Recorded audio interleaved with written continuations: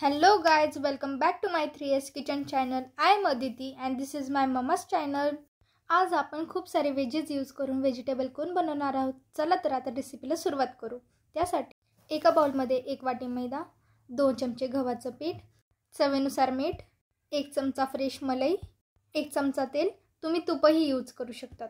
Guys, जर तुम्ही माझ्या चॅनलवर नवीन असाल तर लाईक करा, शेअर करा, सबस्क्राइब करा जेणेकरून तुम्हाला येणाऱ्या नवीन व्हिडिओची नोटिफिकेशन तुमच्या यूट्यूबवर सर्वात पहिले मिळेल. आता ह्यात थोडं पाणी टाकून आपण याचा एक डो रेडी करून घेऊ. आधीच जसं पाणी नका टाकू, लागतं पाणी टाका जेणेकरून पीठ आपलं पातळ होणार नाही आणि आपल्याला त्याचे बॉल्स म्हणजे कोन्स आपल्याला बनवायला इझिली पडेल. पीठ मळताना ते जास्त पातळही नाही आणि जास्त घट्टही नाही, या पद्धतीने मळा जेणेकरून आपले कोन छान कुरकुरीत क्रंची लागतील. 5 ते 10 मिनिटं पीठ झाकून ठेवा. एका वाटीत 2 चमचे कॉर्न पीठ घेतले, त्यात आपण थोडंसं पाणी टाकून त्याची एक पेस्ट रेडी करून घेतली. 5 ते 10 मिनिटं डो झाकून ठेवल्यानंतर तुम्ही पाहू शकतात डो आपल्या पहिल्यापेक्षा थोडासा फुगलेला तुम्हाला दिसेल. आता आपण याचे छोटे छोटे बॉल्स बनवून लाटून घेऊ. जेवढा चपातीचा साईज असतो त्याच साईजमध्ये आपण याला लाटून घेऊ आणि तेवढंच बारीक लाटून घेऊ. जास्त जाड पण नाही, जास्त बारीक पण नाही. लहान मुलांच्या ब्रेकफास्टसाठी किंवा टिफिन बॉक्ससाठी झटपट बनणारी ही रेसिपी मुलांना खूप आवडेल व मोठेही आवडीने खातील. आता एका पिझ्झा कटरच्या साहाय्याने आपण याचे स्ट्रिप्स कट करून घेऊ. हो, आणि एक महत्त्वाचं, स्ट्रिप्स हे सेम साईजचे पाहिजे, जास्त मोठे पण नाही आणि लहान पण नाही. आता आपले सर्व स्ट्रिप्स कापून झालेले आहेत.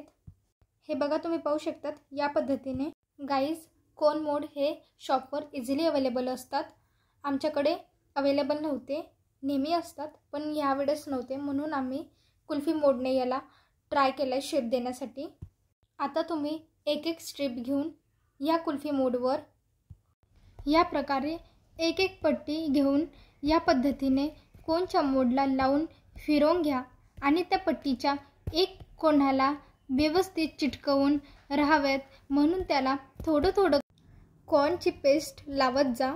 अशा प्रकारे तुम्ही बेकरीत मिळतो तसा कोन तयार करून घ्या. हे बघा, आपण कुल्फीच्या मोडच्या साहाय्याने व्हेजिटेबलसाठी लागणारा कोन तयार करून घेतला आहे. त्या पद्धतीने दुसराही कोन तयार करा. आपले कोन तयार झाले आहेत. या पद्धतीने सर्व कोन रेडी करून घ्या. खूपच छान शेप आलाय बघा, तुम्ही बघू शकतात. कढईत गरम तेल करून हे कोन मंद आचेवर तळून घ्या. छान खरपूस व क्रंची होतील आणि गोल्डन ब्राऊन रंगावर तळून घ्या. तुम्ही कोनला एका चिमट्याच्या साहाय्याने हलवू शकतात किंवा तुम्ही एका चमच्याने पण हलवू शकतात. हे बघा, छान असं सुरेख कलर आलेला आहे. जास्त गोल्डन पण नाही, जसं ब्राऊन पण नाही, एकदम मस्त बेकरीत जसे कोन असतात तसेच दिसत आहे. हे बघा, या पद्धतीने सर्व बाजूने कोन छान खरपूस तळून झाल्यावर, छान गोल्डन झाल्यानंतर चिमट्याच्या साहाय्याने तेल सर्व नितळून घ्या आणि एका ताटात काढून.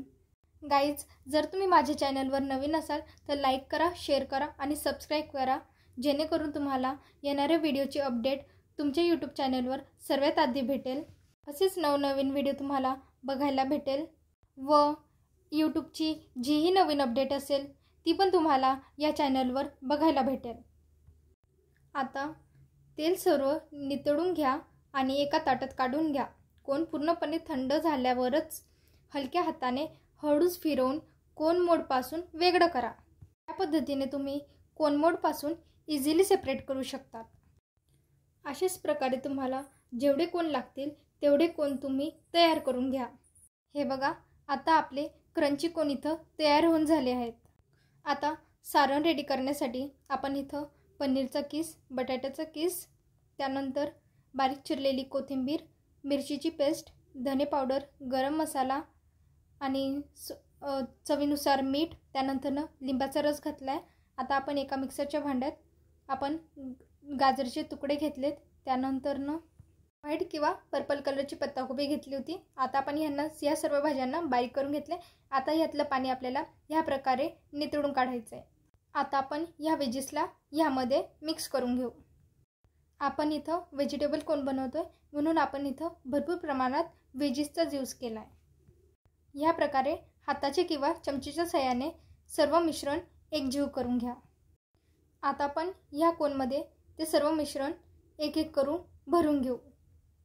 आता एक एक कोनमध्ये हे मिश्रण थोडं थोडं प्रेस करत भरून घ्या। या पद्धतीने सर्व कोनमध्ये हे सारण भरून कोन तयार करून घ्या। हे बघा गाइस, आपले सर्व कोनमध्ये मिश्रण भरून झालेलं आहे। आता आपण एका पॅनमध्ये थोडे तेल गरम करून एक एक कोन पुन्हा खरपूस तळून घेऊ। या पद्धतीने आपले व्हेजिटेबल कोन छान प्रकारे पुन्हा क्रंची होतील आणि आतले वेजीस पण 70 ते 80% फ्राय होऊन जातील। या पद्धतीने आपले व्हेजिटेबल कोन तयार झाले आहे।